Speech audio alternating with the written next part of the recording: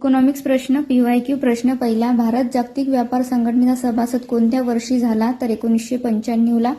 प्रश्न दुसरा. दारिद्र्य रेषेखालील कुटुंबांना कोणत्या रंगाची शिधापत्रिका दिली जाते? तर पिवळी. प्रश्न क्रमांक तिसरा. 1971 पासून लोकसंख्या वाढीचा दर कसा होता? तर कमी होता. प्रश्न चौथा. सरकारी अंदाजपत्रकाचे एकूण किती प्रकार आहेत? तर 3. प्रश्न पाचवा. रोजगार हमी योजना भारतात सर्वप्रथम कोणत्या राज्यात सुरू झाली? तर महाराष्ट्र.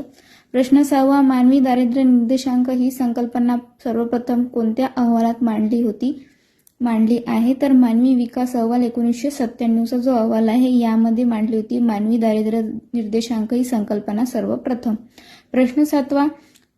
15व्या वित्त आयोगाचे अध्यक्ष कोण आहेत? तर NK सिंग हे आहेत. प्रश्न 8. डिजिटल पेमेंटबाबत 2019 मध्ये सरकारने कोणती समिती नेमली होती? तर दासगुप्ता समिती. हे होते इकॉनॉमिक PYQ प्रश्न, जे तुम्हाला कोणत्याही एक्झाममध्ये PYQचे प्रश्न आहेत जे रिपीट होऊ शकतात. व्हिडिओ आवडल्यास लाईक करा, शेअर करा आणि सबस्क्राईब करायला विसरू नका. धन्यवाद.